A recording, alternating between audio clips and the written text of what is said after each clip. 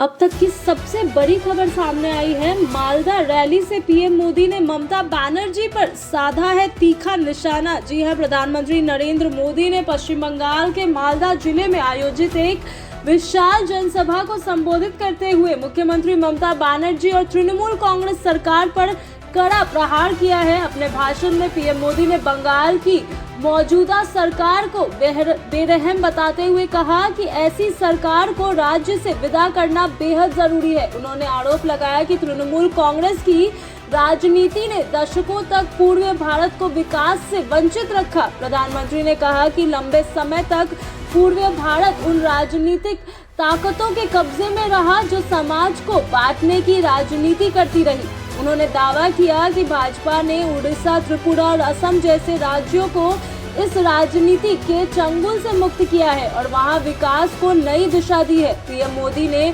कहा कि ओडिशा में पहली बार भाजपा की सरकार बनी है, त्रिपुरा ने वर्षों से भाजपा पर भरोसा जताया है और असम ने हाल के चुनावों में फिर से भाजपा को समर्थन दिया है। उन्होंने बिहार का जिक्र करते हुए कहा कि वहां जनता ने एक बार फिर भाजपा एनडीए सरकार को चुना है, जो ये दर्शाता है कि पूर्वी भारत में भाजपा का आधार लगातार मजबूत हो रहा है। पीएम मोदी ने इसे विकास और सुषम की राजनीति की जीत बताई। बंगाल सरकार पर सीधा हमला बोलते हुए प्रधानमंत्री ने कहा कि पश्चिम बंगाल देश का एकमात्र ऐसा राज्य है जहां केंद्र सरकार की आयुष्मान भारत योजना लागू नहीं की गई। उन्होंने आरोप लगाया कि तृणमूल कांग्रेस सरकार जानबूझकर बंगाल की गरीबों, मजदूरों और जरूरतमंदों को इस योजना के लाभ से वंचित कर रही है। पीएम मोदी ने कहा कि उनके भाइयों और बहनों को मुफ्त इलाज जैसी सुविधाओं से रोकना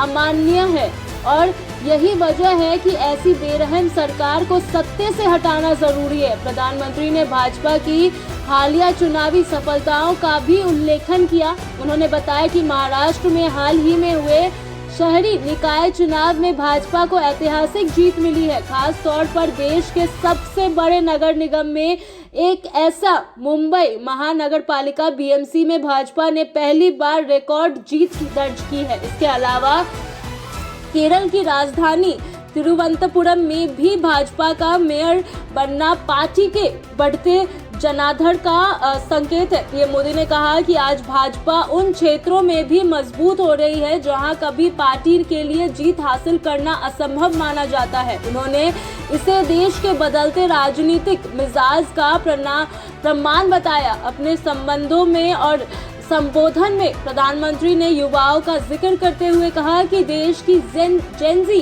भाजपा के विकास मॉडल पर भरोसा जता रही है। उनके अनुसार युवा वर्ग रोजगार, इंफ्रास्ट्रक्चर, टेक्नोलॉजी और विकास को प्राथमिकता दे रहा है और इसी वजह से वह भाजपा के साथ खड़े हैं। मालदा के इस रैली में पीएम मोदी का भाषण आगामी चुनाव को देखते हुए बेहद अहम माना जा रहा है।